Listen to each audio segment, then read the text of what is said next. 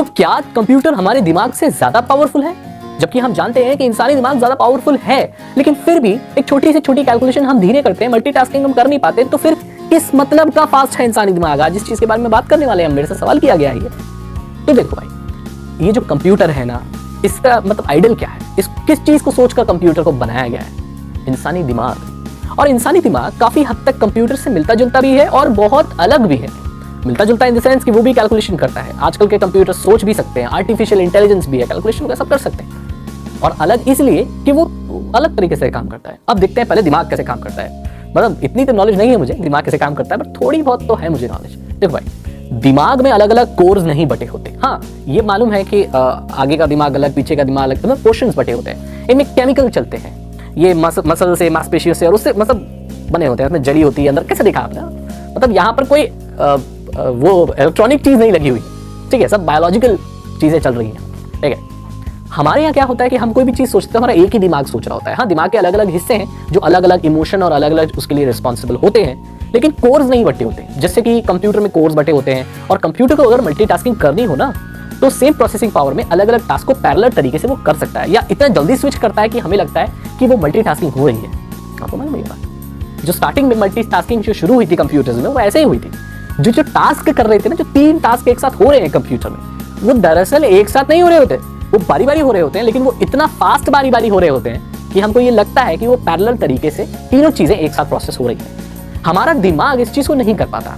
हमारा दिमाग ऐसे डिस्ट्रीब्यूट अलग अलग टास्क को नहीं कर पाता। आपने देखा होगा ऐसा कोई काम, ऐसे दो कोई काम जिसमें बहुत मेंटल फोकस की जरूरत होती है, हम उसे एक साथ नहीं कर पाते। हाँ, ये अलग है कि हमें सांस लेना है और कोई और दूसरा काम कर रहे हैं, तो सांस लेना एक कोई ज्यादा कम्प्लेक्स चीज नहीं है। हम जब से पैदा हुए हैं, जब से हमने जन्म लिया है, हमें सांस लेने की आदत है।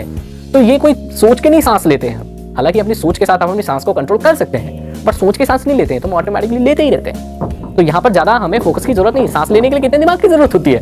जब कम से कम दिमाग वाला आदमी भी सांस लेता है भाई, है ना?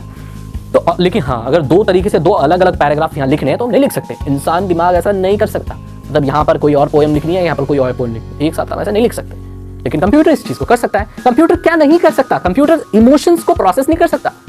कंप्यूटर जेलस नहीं हो सकता, कंप्यूटर गुस्सा नहीं हो सकता, दुख नहीं दिखा सकता, खुशी नहीं दिखा सकता, ये नहीं कर सकता वो। लेकिन हमारा इंसानी दिमाग इमोशंस को प्रोसेस कर सकता है। और इमोशंस मेडिकल टर्म में और कुछ नहीं, सिर्फ सिक्रेशन ऑफ हार्मोन्स है। जो हार्मोन ज्यादा सीक्रेट हो रहा है, निकल रहा है, वैसे हमारे इमोशंस आते चले जा रहे हैं। कंप्यूटर्स में ऐसा कुछ भी नहीं होता, वहां पर हार्मोन नहीं होते, ठीक है। तो हमारा दिमाग कंप्यूटर से ज्यादा कॉम्प्लेक्स है, और जो आप कह सकते हैं कि उसी के तरीके से काम करता है, या जो उसका सोच, उसका जो माई बाप है, उसका जो गॉड फादर है, उसकी जो प्रेरणा है, कंप्यूटर की जो प्रेरणा है, वो हमारा इंसानी दिमाग है। लेकिन हमने उसको एक अलग तरीके की प्रोसेसिंग के लिए, कैलकुलेशन के लिए डिजाइन किया हुआ है।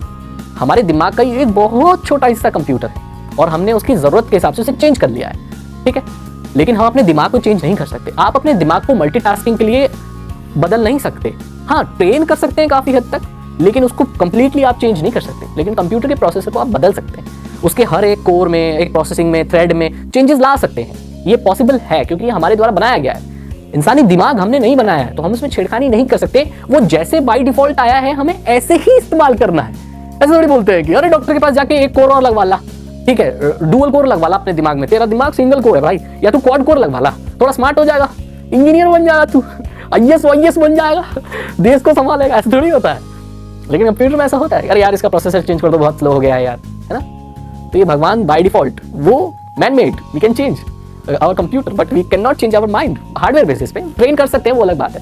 तो मैंने आपको बता दिया कि क्यों हमारी कैलकुलेशन स्लो है, क्योंकि हमारे दिमाग ने अभी कोई ऐसा तरीका नहीं ढूंढा है कि वो इतना फास्ट कैलकुलेट कर सके। अगेन एक और चीज बहुत इंपॉर्टेंट याद आई है मुझे, इस दुनिया में ऐसे लोग हैं जो इंसानों के मतलब चेहरे याद रखते हैं, वो कंप्यूटर से भी ज्यादा फास्ट कैलकुलेशन करते हैं। ऐसे बहुत सारे लोग हुए हैं इस दुनिया में। दिमाग भी तो इंसानी दिमाग है, तो वो ऐसे फास्ट कैलकुलेशन कैसे कर रहे हैं? ऐसे बहुत सारे लोग हुए हैं। भारत में भी कुछ एक लेडी थी, मुझे याद नहीं आ रहा, और ऐसे बहुत सारे लोग हैं जो फास्ट कैलकुलेशन करते हैं। वो जबानी, ऐसे बहुत दुकानदारों से मैं मिला हूं भाई, हिसाब लगाते हैं जुबान से, तुरंत हवा में पे उसकी जब बढ़ती है उन्हें।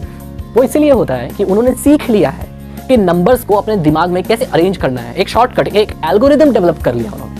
आपको मालूम है बड़े से बड़ा कंप्यूटर इतना फास्ट कैसे चल पाता है? कोई भी प्रोग्राम, कोई भी सॉफ्टवेयर, एल्गोरिदम एक सेट ऑफ इंस्ट्रक्शन और एक तरीका होता है किसी भी चीज को प्रोसेस करने का। और सॉफ्टवेयर में बड़ी बड़ी जो प्रोसेसिंग होती है, जो कैलकुलेशन होती है, वो एल्गोरिदम से होती है।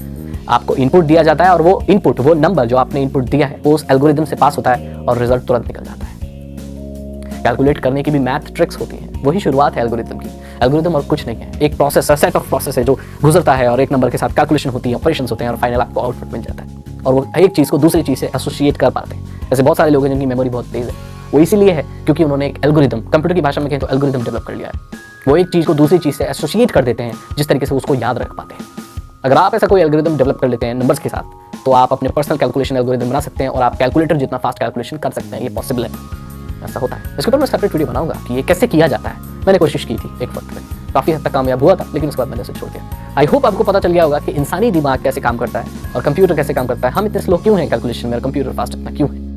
अगर आपको ये वीडियो पसंद है प्लीज़ लाइक, कमेंट, शेयर कर दें और मेरे चैनल को सब्सक्राइब करना और बेल आइकन क्लिक करना भी ना भूलें। So thanks for watching.